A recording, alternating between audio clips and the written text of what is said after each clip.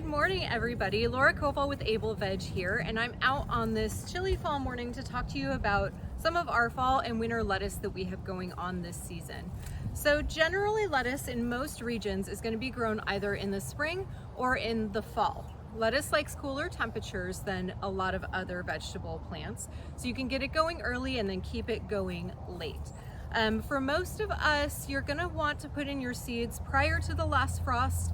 You want the soil temperature to be at least 35, but you're going to get a far higher germination rate if you plant your seeds while it's still pretty warm out, soil temperatures in the 60s or even low 70s. The other option though is you can start your seeds indoors and then gradually harden them off and move them outdoors. So we succession planted these lettuces. You can see here we have a European mesclun mix that has different lettuces in it, some kale in it. Then here we have Rocky Top blend. Both of these were planted about 2 weeks apart so that this could be more mature, this a little bit less. So we could harvest some as baby greens and then succession plant a little bit further. The ideal temperature for lettuces is up to about 75 degrees. This is why it doesn't do so well in the summer. Once it hits 75 degrees, you'll see it start to bolt, and that just means that your lettuce will start to grow kind of a tall spine in the middle of it with leaves coming off of it and eventually flower and go to seed. Once it starts going to seed, your quality is going to go down, so it's nice to have these crops when it's cool out. It's also an easy crop to keep into the winter, which is one of the reasons that we love having it so much. The varieties are massive when it comes to lettuces, so you can pick anything that not only you like to eat, but also something colorful. You can see we've got a lot of color going on in our blends, which adds a lot to your table. But it's also a flavor preference if you like a crunchier lettuce versus a leaf lettuce, or if you like something that you're going to harvest at full maturity versus something that you're looking for more of a baby green. Keep in mind too, when you get different lettuce varieties, you're going to get a different nutrition profile, so we like to kind of mix it up a little bit.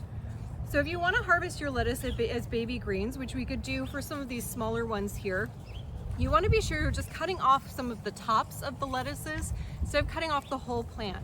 Look for newer leaves kind of tucked down in the middle. If you have a few of those little ones coming up, leave those going. You don't want to take so much of the foliage off that your lettuce plants are essentially not going to be able to do the photosynthesis and other plant processes it needs to regrow. You can also do what we most often do, where you just pluck some individual leaves from each of your lettuce plants. That way you can get some of your leaves off, not as much work, and you can just keep it going that way. We also harvest ours kind of in big bunches this time of year. It is getting kind of chilly out. You can see it's a little blustery today. So I'll take a whole bunch of this in so we can eat off of it for a few days. I'll generally trim my lettuces, wash them really well, put them in a salad spinner, and then put them in a freezer bag in the refrigerator right away. Keep them nice and cool. Make sure that you're keeping your leaf quality going. And then they'll last you for a few days, which is excellent. Now, this stuff, like I said, we'll have going into the winter. We've already had a couple frosts here, and you'll notice that it's fine. Lettuces are going to be good down to about freezing temperatures, sometimes a little bit lower. But if it's getting about freezing, then you're going to want to do some frost protection, which is why we have these hoops up. So we'll watch. We have a thermometer right here that connects to our thermometer inside. It's going to tell us what the temperature of our lettuce bed is.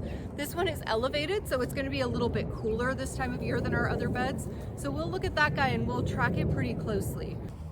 So to apply our frost protection, you'll see we have our hoops in here. These are just PEX pipe frames. We have them down either with landscaping stakes or wooden dowels. We're gonna pull some frost cloth over. Now there's different weights of frost cloth. When you go to buy it, you'll look for a weight that's right for you. Since we're keeping this longer into the season, we'll get a heavier weight. That's gonna provide us for a few more degrees of frost protection. However, you're gonna get a little bit less sun. There's some plants, if you're still really wanting them to grow and develop, you'll probably want to go with something lighter. You can always double up on layers if you need to, but we're just going to pull this over here.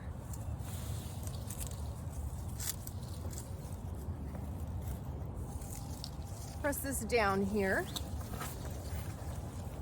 And we have some pins that we'll put right here on the ends to hold it down all the way around. But you can see this is a really easy way to add your frost protection on here. You do want to be sure that it's pinned down really well. If you don't pin it, you risk it blowing off in the wind. But once it gets colder, we'll just leave this on all winter until we decide that we're ready to let our lettuce beds go. So hope this was helpful. I hope you do some fall and winter lettuce. It's a really great thing to have in your garden. Keep your garden going throughout the year.